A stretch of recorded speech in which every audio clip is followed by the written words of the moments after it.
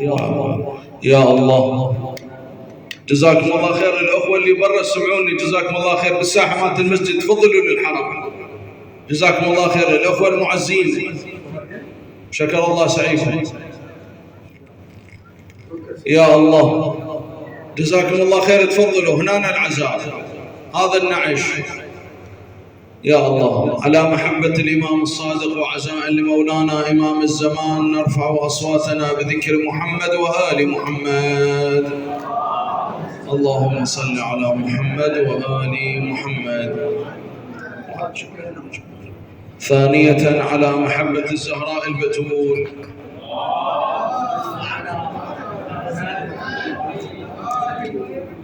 أعوذ بالله السميع العليم من الشيطان الرجيم.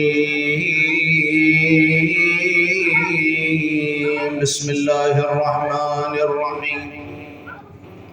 اهدى عمو اسكت اسكت والأصفر اسكت.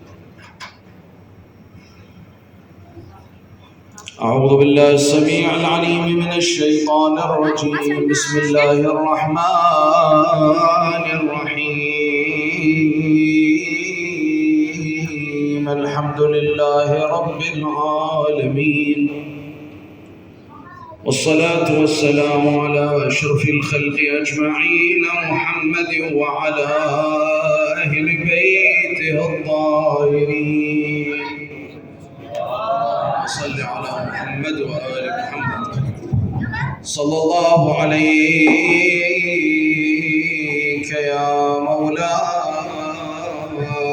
يا أبا عبد الله. صلى الله عليك يا مولاي وعلى أهل بيتك الطاهرين وعلى الأئمة المعصومين من بنيك أجمعين. طبتم وطابت الأرض التي فيها دفنتم وفزتم والله فوزا عظيما. يا ليتنا كنا معكم سادتي فنفوز فوزا عظيما. يا حاملا للآل صدق ولائي يا حاملا للآل صدق ولائي اسكب دموعك ناصبا لعزائي متذكرا يوما عظيما وقعه أدمى محاجر شرعة غرائي. فاليوم دين الله مات زعيمه لا في عليه ممزق الأحشاء. سيدي وعليك ناحت للعلوم مدارس. أيها الصادق يا جعفر بن محمد سيدي وعليك ناحت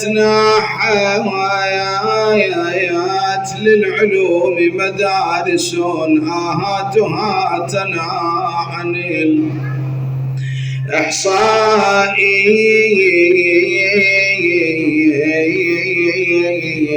أصحابك الأبرار زاد أنينهم أصحابك الأبرار زاد أنينهم ولهم بكاء ذي عفل أرجائي. ومضيت محمولا على أكتافهم ورقدت جنب السادة وجبائي.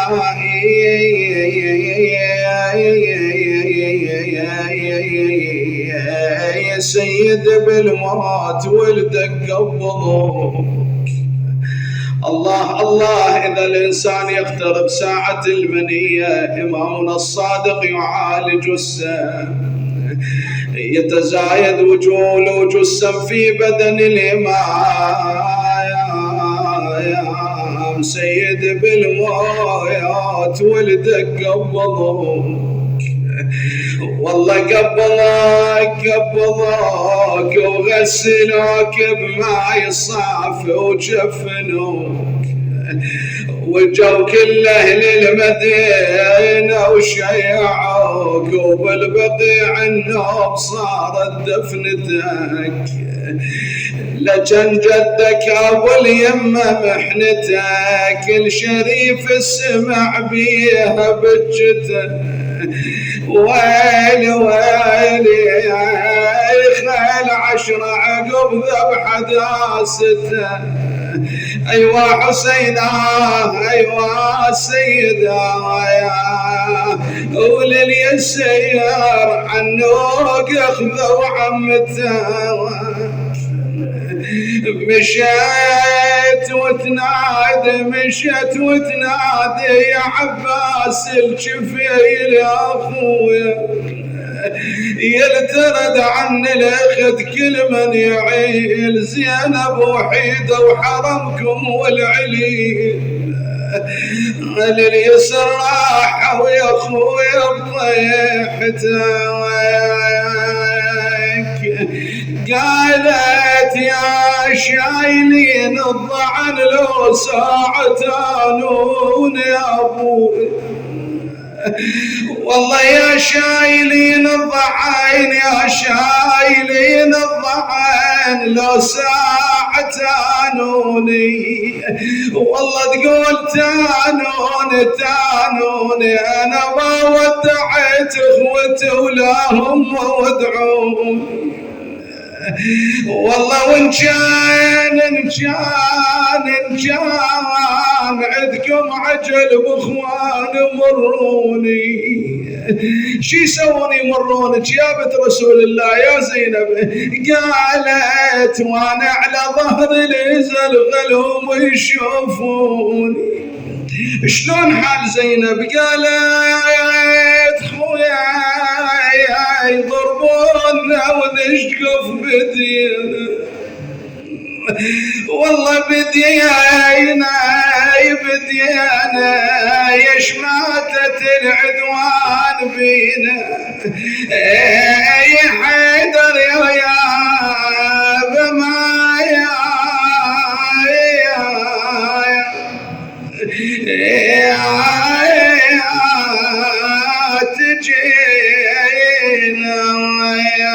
يا بتشوفنا شلون نولين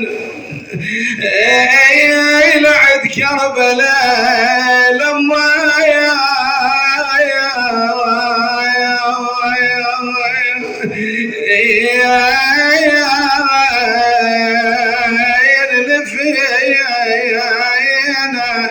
ولينا نذبح واحنا نسبين، يا ولا طارش اللي يصل المدينة يخبره بالمرعلين، لا حول ولا قوة إلا بالله العلي العظيم.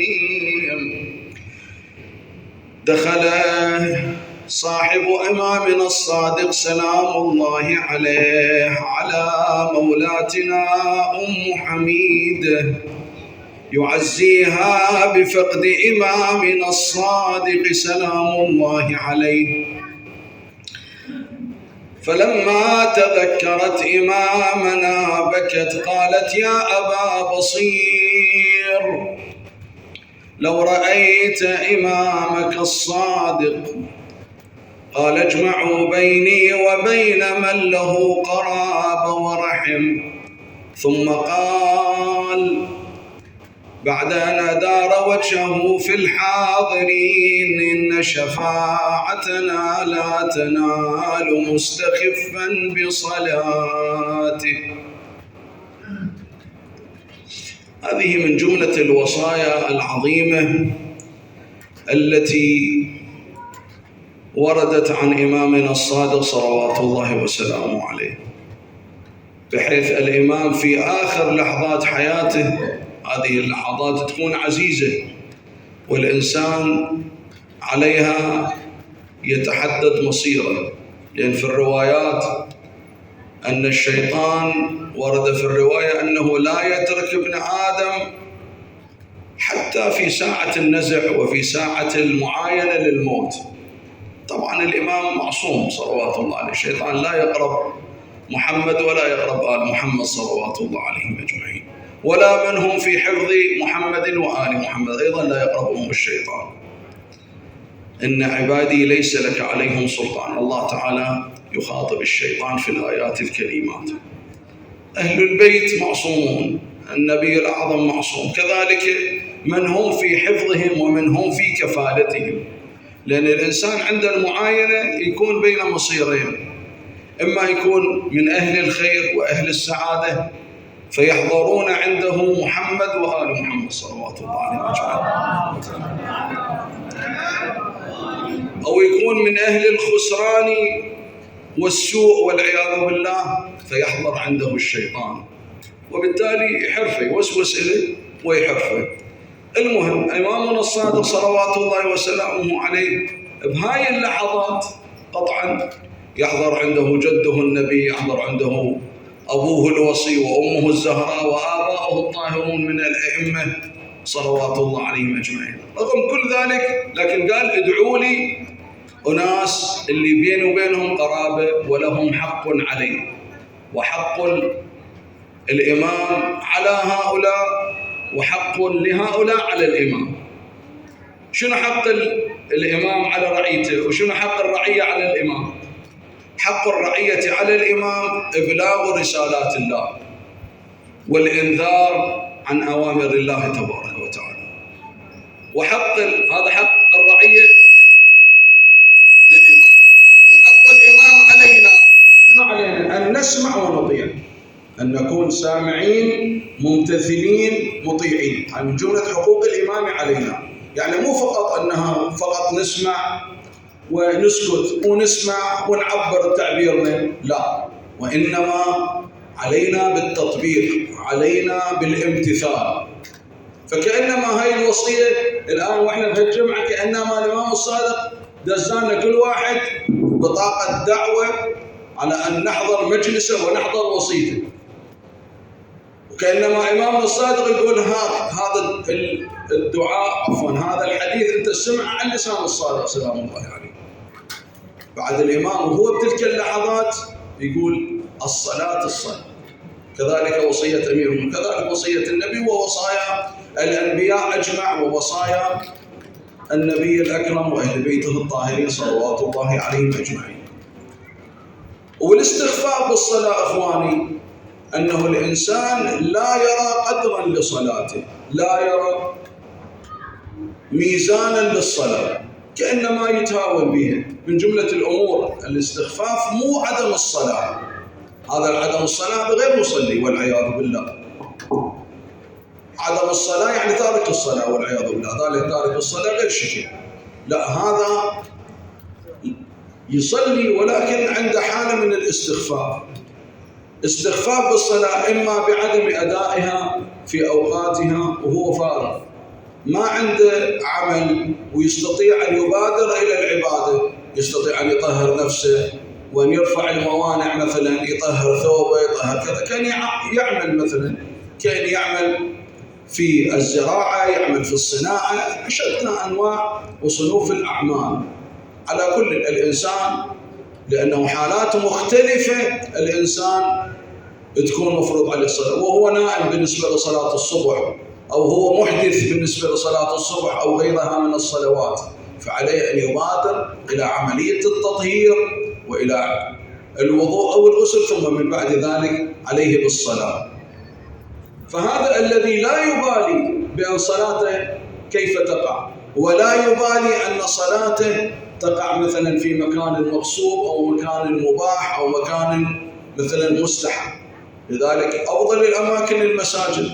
في الرواية عن النبي وأهل بيته الطاهرين: لا صلاة لجار المسجد إلا في المسجد. وجار المسجد إذا يصلي في المسجد أفضل الصلاة في المسجد الجماعة. في الرواية أيضا الشريفة عن إمامنا الصادق سلام الله عليه: إن صلاة الجماعة تفضل صلاة المنفرد ب25 درجة. 25 درجة من الثواب، 25 درجة من الأجر. الله تعالى يضاعف للعبد إذا صلى في جماعة. ففي الرواية أيضا من سعى إلى جماعة في المسجد. شوف كلها عن الإمام الصادق، أكثر الروايات عن الإمام الصادق، لأن هو مشيد الدين. لأن إحنا ما عندنا مذهب في قبال المذاهب الأخرى، إحنا عندنا دين. نبينا الأعظم وأئمتنا الطاهرون صلوات الله عليهم أجمعين حفظوا الدين، الأئمة حفظوا الدين. الإمام الصادق سلام الله عليه ما سوى مذهب حال بقية المذاهب، مثل أبو حنيفة مثلا سوى مذهب، والشافعي سوى مذهب، والحنبلي أحمد بن حنبل مثلا سوى مذهب، وهكذا. اصطنعوا مذاهب أبدا. الإمام الصادق والإمام الباقر وما بعدهم من الأئمة وما قبلهم كلهم على دين الإسلام ودين، لأن إن الدين عند الله الإسلام وحده. أما هذه المذاهب فأمور مختلقة ومخترعة ومبتدعة والعياذ بالله. على كل حال، لذلك الإمام سلام الله عليه يؤكد على مسألة الصلاة. بعد أيضا من جملة التأكيدات في وصيته سلام الله عليه أن أعطى أحد أبناء عمومته صرة من المال، وكان هذا الرجل قد آذى الإمام في حياته، حتى أنه شهر على الإمام سكينا لقتل الإمام، لطعن الإمام سلام الله عليه. رغم ذلك الإمام قال استدعوه، واستدعاه ثم أعطاه صرة من المال إكراما وهبة وهدية منه صلوات الله عليه. شوف قد خلق عظيم عند إمامنا صلوات الله وسلم، بحيث هذا المسيء له يتجاوز عليه وهو في تلك الساعة، ما يريد يروح للآخرة الإمام وهذا باقي في ذمته شيء تجاه الإمام هو اللي بر به، هو الذي وصله. لذلك أفضل صلة الرحم الوصل لمن يقطع، هو قاطع بيك أنت توصله. بعض الأخوة يسأل مرات يقول هذا من قرابتي من أرحامي، هو ما يجيني ولا يسأل عني، أقول له أنت اسأل عني.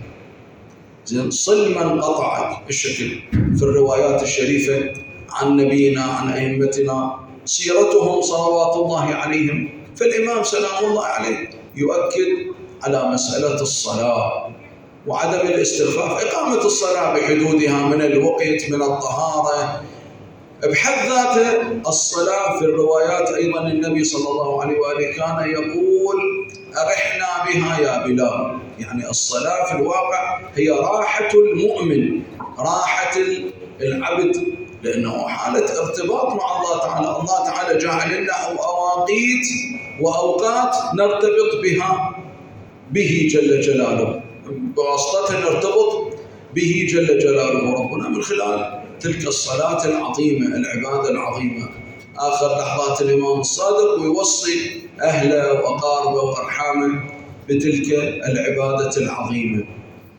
بعد من جملة أمور والدروس المستفادة والمستقاة من حياة إمامنا الصادق نذكر درس واحد ونختم. من جملتها أيضا مسألة يعني عدم الانخراط في مع بني العباس، مع مثلا ثرار الإمام الحسن عليه السلام. هذول كان عندهم برنامج سياسي وحالة من السلطنة. راسلوا الإمام عليه السلام، راسلوا الإمام لهدوء المجلس ارفعوا أصواتكم بذكر محمد وآل محمد. اللهم صل. الإمام الصادق عليه السلام عاصر دولتين مثل ما معروف، دولة بني أمية انتهت ونشأت دولة بني العباس لعنهم الله جميعا. فبنو العباس لعنهم الله في البداية نادوا بأن يكون الحكم والإمارة والسلطنة لآل محمد عليه السلام، قطعا زورا وبهتانا. هم يعتقدون أولا ينسبون أنفسهم لمحمد صلى الله عليه وآله، ويجعلون أنفسهم أولى من أبناء علي وفاطمة سلام الله عليهم وعليهم أجمعين، يجعلون أنفسهم هكذا. لذلك هاي معروفة. زي مسألة هارون العباسي لعنه الله كيف حاور إمامنا الكاظم سلام الله عليه، وقال له إنه بما تزعمون يا آل علي بأنكم أقرب منا إلى رسول الله، وإحنا آباءنا وآباءكم واحد، إحنا أولاد العباس وأنتم أولاد علي سلام الله عليه. علي يرجع إلى أبي طالب عليه السلام. بالنتيجة قال له أنتم جدكم أبوكم، أنتم أبوكم أبو طالب ونحن أبونا العباس. العباس وأبو طالب أخوان لعبد الله والد النبي صلى الله عليه وآله، فإنه أنتم في درجة واحدة على كل حال. لكن الإمام الكاظم انبه وجاوب قال له إنه أنتم لو بعث الآن النبي وخطب إحدى كريماتك يعني إحدى بناتك أكنت مزوجه إياه؟ قال نعم، ولي الفخر على العرب والعجم. قال ولكن رسول الله لا يخطب مني لأنه ولدني وبنتي بنته. لاحظ كيف؟ هكذا الإمام أجاب. فيقول هارون استشار غضب، وهكذا فكانت مساجلات ومجادلات ومحاورات بين الأئمة وبين آل العباس لعنهم الله. من جملة أيضا الأمور أن بني العباس لعنهم الله كل هذا ما كفاهم، حتى اخترقوا واختلعوا وابتدعوا مذهب سموه المذهب العباسي، بحيث يرى أن العباس بن عبد المطلب وليا من أولياء الله. هكذا حتى ماذا؟ يزينون أفعالهم الخبيثة إلى الناس ويجعلونها عليها مسحة إلهية وصبغة إلهية وصبغة شرعية، لا يحاسبون ولا يعاتبون ولا ينقذون بشيء أبدا، حتى تصير لهم حصانة بتعبيرهم، لا بالقانون يقدر يحاسبهم ولا بالشرع يقدر يحاسبهم، وهم أصحاب الشرع وهم يشرعون للناس ويشرعون لأنفسهم بالتالي. على كل حال الإمام الصادق سلام الله عليه انصرف عن هذا المشروع، لأن هم يردون بالنتيجة حكم، واستغلوا بعض الناس والقواعد الشعبية، لأن الناس ذاك الوقت استمالت قلوبها إلى أهل البيت. ليش؟ باعتبار من بعد شهادة الإمام الحسين الأمة حست بوخز الضمير، بمحاسبة الضمير، بتأنيب الضمير. الناس حست أن أنفسها مقصرة مع أهل بيت النبي صلى الله عليه وآله، فقالوا بس واحد يظهر من أهل بيت النبي إحنا وياهم حتى نستغد لهم ظلامتهم من بني أمية لعنهم الله بالأعالي. على كل حال فنهض بعض الناس أمثال أبي سلمة الخلال هذا وأبو مسلم الخراساني، هذول كانوا في خراسان وكانوا في إيران، ثم بعد ذلك نهضوا بالأمر، وبالتالي خلي هي تطلع بعد يجلس جو المنبر بعدين تطلع إن شاء الله. على كل حال فهذا أبو مسلم الخلال أبو مسلم الخراساني وأبو سلمة بعثا بكتب إلى 3 من زعماء أهل بيت النبي أو البيت الهاشمي، خلينا نقول هالشكل. واحد منهم الإمام الصادق، الثاني عبد الله بن الحسن المحض سلام الله عليه وعلى آبائه، والثالث أبو العباس السفاح إلى أبي العباس السفاح. 3 من الشخصيات. أبو العباس السفاح بعد هذا زين من ذرية العباس بن عبد المطلب، وعبد الله المحض من ذرية الحسن، والإمام الصادق من ذرية إمامنا الحسين صلوات الله عليك يا أبا عبد الله وعلى آبائك وأبنائك. على كل حال فيشوفون رد فعل واحد منهم، يقولون حتى إحنا لذول هم زعماء البيت الهاشمي. أما الإمام الصادق سلام الله عليه لما وصله الكتاب استلم من المبعوث من المرسول وأحرق الكتاب بالسراج الذي كان أمامه، كان أمامه سراج، الظاهر هذا وصل في الليل، فمسك الكتاب، كتاب البيعة، كتاب المناصرة، كتاب يقول له إحنا عندنا 100,000 سيف معك يا ابن رسول الله. فما جوابه؟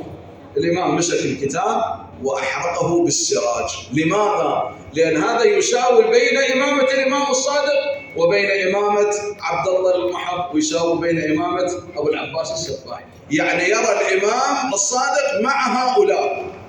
فهذول ناس يردون سلطة، يردون أمور دنيا، كل ما هنالك يردون صبغة من أهل البيت حتى يصلون إلى مآلبهم. زين فد وسيلة فد واسطة يركبون على ظهور الوادم، يركبون على ظهور آل محمد عليه السلام. طبعا الإمام الصادق صلى الله عليه وسلم يعني قطعا ما لا تفوته ذلك، فشاف الناس تريد سلطة وتريد دنيا كذا، فمسك الكتاب نفسه ولم يقرأه ولم يفضل. قال ما الجواب؟ أنت سيدي لم تقرأ الكتاب. قال هذا جوابي.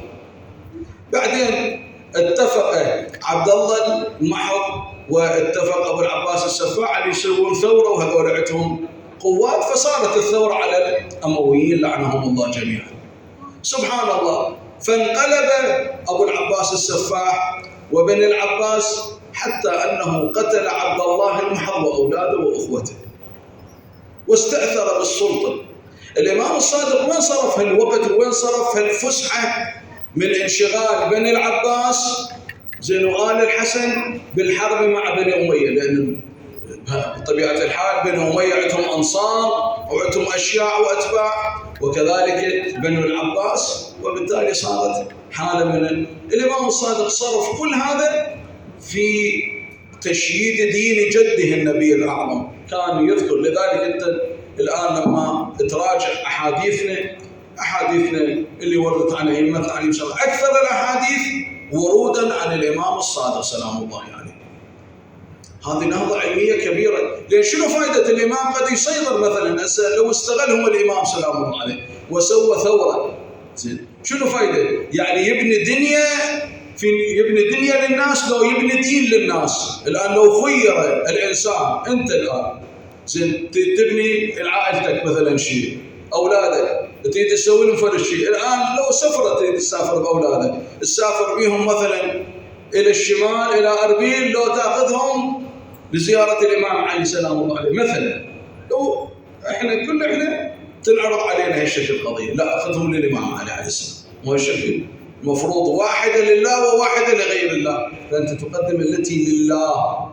فالإمام الصادق سلام الله عليه ما نهض وسوى ثورة للناس مثلا وسوى قلب حكم وكذا، زين لأن هذا يبني دين الناس، دنيا تصير عندهم، لكن دين قد لا يصير عندهم دين، ما يصير عندهم دين، لأن ينظروا الإمام الصادق حال حكومة حال حكومة بني أمية لعنهم الله بالأعاني.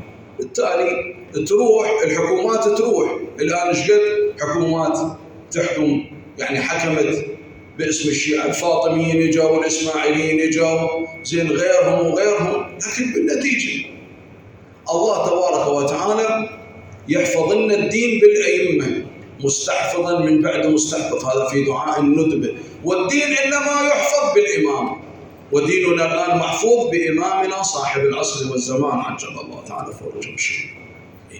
لذلك علينا أن نتوجه للإمام، اللهم اجعل صلاتنا به مقبولة، دعاءنا به مستجابا، ذنوبنا به مغفورة، حوائجنا به مقضية.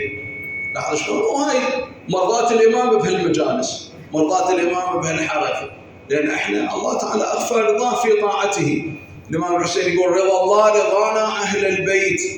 أنت شلون تعرف الله راضي عنك؟ من خلال رضا الإمام عنك. وشلون تعرف رضا الإمام عنك؟ من خلال أنه تحيي شهاداتهم، تحيي مآثرهم، تحيي علومهم صلوات الله وسلامه عليهم أجمعين، بحيث أنتجت الآن وين بن العباس ووين آل الحسن مثلا، الأخيار منهم، الله يرحم الأخيار من آل الحسن سلام الله عليهم. على كل راحت الأمور راحت، لكن شوف الإمام الصادق هالبناء للدين الآن، هاي العبادات، هاي الصلاة. بعض العلماء زين عنده في الصلاة أكثر من 4000 مسألة، 4000 مسألة عن الصلاة، وأكثر هاي المسائل مأخوذة من أحاديث الإمام الصادق سلام الله. 4000 فرع وباب من أبواب العلم كلها تتعلق بالصلاة، وكلها واردة عن الإمام الصادق سلام الله عليه. 4000 مسألة، إذا واحد الآن يريد يشرحها زين تطول مجلدات كبار ومئات المجلدات، هذه كلها من خلال أحاديث. هذا هو تشييد الدين في نفوس الناس، وإلا دنيا شنو تفيد؟ زين والشكل هذا الشعر المنسوب إلى أمير المؤمنين صلوات الله وسلامه عليه يقول ما أجمل الدين والدنيا إذا اجتمع. إذا يمكن الاجتماع لا بأس، لا بارك الله في دنيا بلا دين، واحد يحصل دنيا من غير دين، إما دينه أو دين الناس، دين الآخرين وياه، دين عائلته، دين عشيرته إذا كان رئيس عشيرة، دين مثلا جماعته إذا كان عنده جماعة، وهكذا. لاحظوا شلون؟ أهم شيء أن الإنسان يحفظ دينه ودين الآخرين. وفعلا بحيث واحد يقول دخلت على مسجد الكوفة وجدت 4000 شيخ كل يقول حدثني جعفر بن محمد الصادق سلام الله عليه. اللهم صل على لذلك الإمام الصادق سلام الله عليه كان بفقده عطلت الأمة. في الروايات أن الإمام عليه السلام كانت له حلقة علم عند قبر جده النبي، عند قبر جد نبينا الأعظم، عند قبر جده رسول الله كان هنالك حلقات العلم يعقدها، يروح للصلاة وللعبادة وللعلوم، يعقد تلك الحلقات بأبي وأمي يا ابن رسول الله. هذا اليوم حلقة العلم ماك مسدودة. شلون حالك يا ابن رسول الله؟ في الروايات أنه من جملة الأماكن التي تحزن للمؤمن لفقد المؤمن مكان الذي كان يجلس فيه، مكانه الذي يصلي به،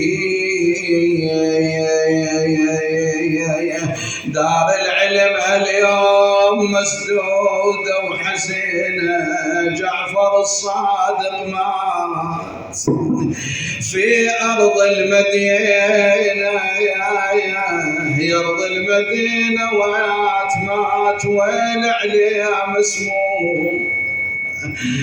يا برض المدينة برض المدينة مات أويل عليا مسموم، وأهل العرش علنا وحداد وحزن اليوم من سمى المنصور جبده صار معلوم، وسوت بن العباس ويعترت نبينا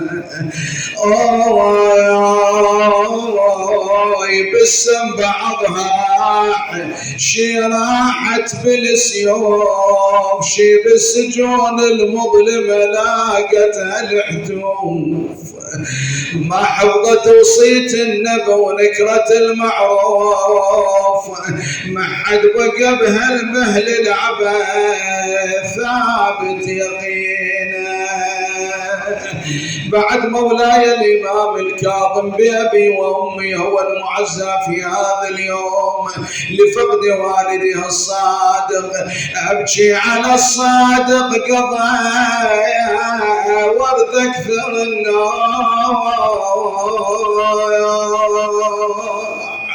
من هول يوصل للمدينة وللنبي روح، يا بعزيتي المسموم واللي خلاص مذبوح. يعني نبكي على الإمام الصادق ونبكي على الحسين، يا بي عزيه بالمسموم واللي خلص مذبوح، فوق الترب مطروح قطعه لوتينا. لكن لا يومك يوم الحسين عليه السلام مولاي الصادق حصل له تشييع وتكفين وتغسيل وصلاة الإمام الكاظم بأبي وأمي، لكن الحسين عليه السلام ابتدرت إليه 10 من الخيال كانوا قد أمروا بوطئ ظهر الحسين وبطن الحسين وصدره ولركبت له من الجيمان 10، ركبت له من الجيمان 10 وجالت خيلهم ويل على الصدر. يجلبونه وتجري جمود نحره، ولا ظل عظم سالم ما تهشم. في بعض الروايات أن زينب عليه السلام تقول أنا أسمع حوافر الخيل تكسر أضلاع أخيك القوارير، أرد انشد الخيال المجبلين اللعبة على ابن أم ميادي. أخويا بعده يوم لو بطل حسين، تقول لي جيتك يا بعد روحي وحياتي، خويا وقمية تمشي وقع من مستحات، اخاف لو اقع توقع عباتي، والعسكر اخاف يصد علي يا ابن امي. بعد وصلت الى جثة المولى ابي عبد الله، احتضنت تلك الجثة، قبلته في منحرها من فزع خوات حسين، صاب حسين يردن وصاح صوت يسبق صوت بدمع العين والونه، وصلا لا جنش وصلا ذبيح حسين شافن، ويلي ويلي شافن وجسمه مكسرات الخيل ورضن كل عظم منه، وحده تصيح يا جدي وحده الموت تتمنى، وحده تصيح يا كرار بويا ما تقوم منه، صحت واليايا والله يا ناعي حيل صيح بصوت، واليان وذنت بي حيدر يا طبع الانيس، واليان قلت ترى زينب بقت من غير، واليان عقب ذاك الشرف فوق الوطية، عقب ذاك الشرف فوق